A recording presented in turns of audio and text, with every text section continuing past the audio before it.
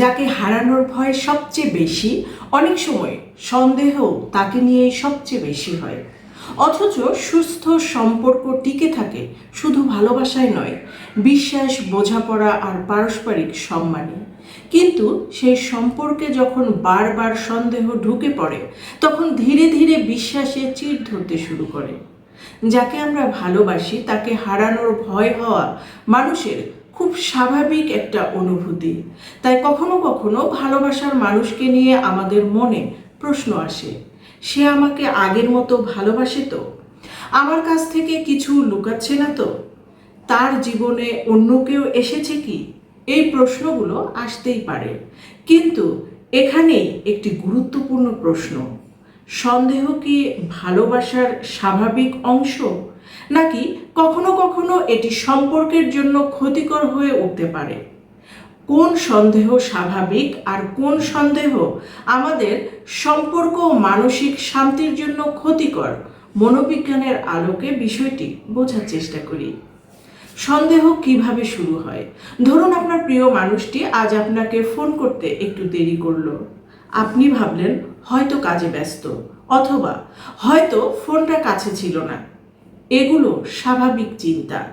কিন্তু একই ঘটনায় যদি আপনার মনে হয় নিশ্চয়ই অন্য কারো সঙ্গে কথা বলছে, তারপর সেই চিন্তা মাথায় ঘুরতেই থাকে, কার সঙ্গে কথা বলছে, আমাকে কি মিথ্যা বলছে, আগেও কি এমন করেছে, আমি কি কিছু বুঝতে পারছি না?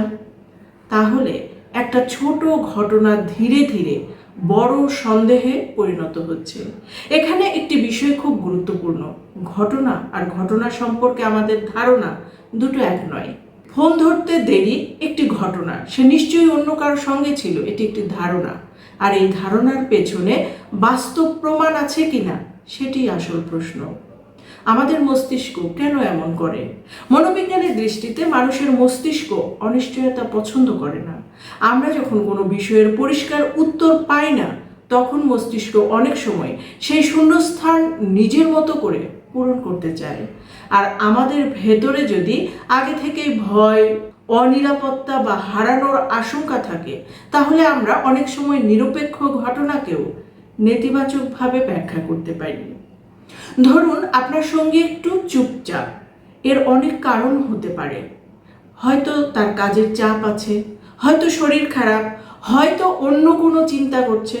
কিন্তু আপনার ভেতরে যদি আগে থেকেই তাকে হারানোর ভয় থাকে, আপনি হয়তো ভাবতে পারেন নিশ্চয়ই আমার উপর বিরক্ত, অথবা নিশ্চয়ই অন্য কিছু হয়েছে।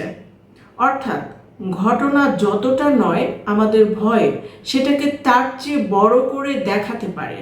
তবে একটা বিষয় মনে রাখা জরুরি: সব সন্দেহ অমূলক নয়। কারণ বাস্তব জীবনে কখনো কখনো সন্দেহের যথেষ্ট কারণও থাকে। ধরুন কেউ বারবার মিথ্যা বলছে, একই বিষয়ে তার কথাগুলো বারবার বদলে যাচ্ছে, কোনো ঘটনার ব্যাপারে তার দেয়া তথ্যের সঙ্গে বাস্তব তথ্য মিলছে না, অথবা অতীতে বিশ্বাসভঙ্গের ঘটনা ঘটেছে। এসব পরিস্থিতিতে প্রশ্ন বা সন্দেহ হওয়া অস্বাভাবিক নয়। তাই কাউকে শুধু এই বলে দোষ দেওয়া ঠিক নয় যে তুমি সন্দেহ করছো মানে তোমার সমস্যা আছে। প্রথমে দেখতে হবে সন্দেহের পেছনে বাস্তব কারণ আছে কিনা। তাহলে অস্বাস্থ্যকর সন্দেহ বুঝবো কিভাবে? একটি বিষয় খেয়াল করুন, আপনি কোনো কারণে সন্দেহ করলেন, আপনার প্রিয় মানুষটি আপনাকে বিষয়টি বুঝিয়ে বলল, আপনি তার কথা শুনলেন এবং মনে হলো ঠিক আছে, বিষয়টা বুঝতে পেরেছি। তারপর আপনার মন শান্ত হয়ে গেল। এটি সাধারণত স্বাভাবিক সন্দেহের মধ্যে পড়ে। কিন্তু যদি এমন হয় আপনি প্রশ্ন করলেন, সে উত্তর দিল, কিন্তু উত্তর পাওয়ার পরও আপনার মনে হলো না, নিশ্চয়ই সত্যি বলছে না, আবার প্রশ্ন করলেন, আবার উত্তর পেলেন, তারপরেও সন্দেহ রয়ে গেল, এভাবে একই বিষয় নিয়ে বারবার ভাবতে থাকলেন, তাহলে বুঝতে হবে সন্দেহটি হয়তো শুধু বাইরের ঘটনাকে কেন্দ্র করে নেই। আপনার নিজের ভয় বা অনিরাপত্তাও সেখানে বড় ভূমিকা রাখছে। সন্দেহ যখন সম্পর্কের ক্ষতি করতে শুরু করে, অতিরিক্ত সন্দেহের সবচেয়ে বড় সমস্যা হলো এটি ধীরে ধীরে সম্পর্কের স্বাভাবিক আনন্দ নষ্ট করতে পারে।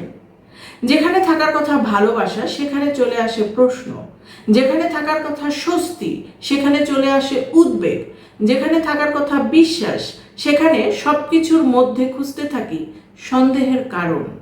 একজন মানুষ যখন বারবার অনুভব করেন যে তাকে বিশ্বাস করা হচ্ছে না, তখন তার মধ্যেও হতাশা তৈরি হতে পারে। আর অন্যদিকে যে মানুষটি সন্দেহ করছে সেও সবসময় মানসিক চাপের মধ্যে থাকে। অর্থাৎ সন্দেহ দুইজন মানুষকেই কষ্ট দিতে পারে। সন্দেহ হলে নিজেকে তাই 3টি প্রশ্ন করতে পারেন। প্রথম, এই সন্দেহের পেছনে আমার কাছে কি বাস্তব প্রমাণ আছে?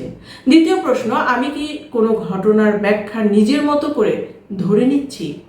তৃতীয় প্রশ্ন, আমার সন্দেহ কি কোনো উত্তর পাওয়ার পর কমে যাচ্ছে নাকি একইভাবে থেকে যাচ্ছে?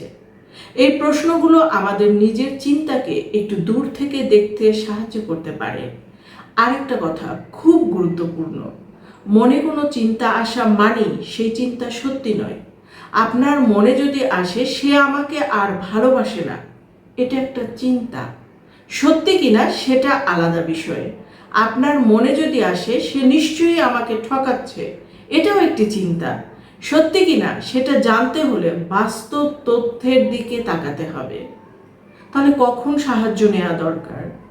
যদি দেখেন সন্দেহ এতটাই বেড়ে গেছে যে আপনার ঘুম নষ্ট হচ্ছে বা ঘুম হচ্ছে না, কাজে মন বসছে না, একই বিষয় নিয়ে সারাক্ষণ ভাবছেন, বারবার আশ্বস্ত হওয়ার প্রয়োজন হচ্ছে, অথবা সন্দেহের কারণে সম্পর্ক ক্রমাগত খারাপ হচ্ছে, তাহলে বিষয়টিকে গুরুত্ব দিয়ে দেখা দরকার। কারণ অতিরিক্ত সন্দেহ কখনো কখনো উদ্বেগ, ওসিডি, জেলাসি বা অন্য কোনো মানসিক সমস্যার সঙ্গে সম্পর্কিত হতে পারে। তবে শুধু সন্দেহ আছে বলেই কারো মানসিক রোগ হয়েছে এমন সিদ্ধান্তও দেয়া যাবে না। এর জন্য একজন প্রফেশনাল সাইকোলজিস্টের মূল্যায়ন প্রয়োজন। কারণ কখন সন্দেহ আসে তখন তার সত্যতা যাচাই করার পাশাপাশি নিজের ভয়ের দিকটাও বোঝা জরুরি। পরের পর্বে আমরা আরো গুরুত্বপূর্ণ একটি বিষয় নিয়ে আলোচনা করব, সন্দেহ কখন মানসিক সমস্যা হয়ে যায়।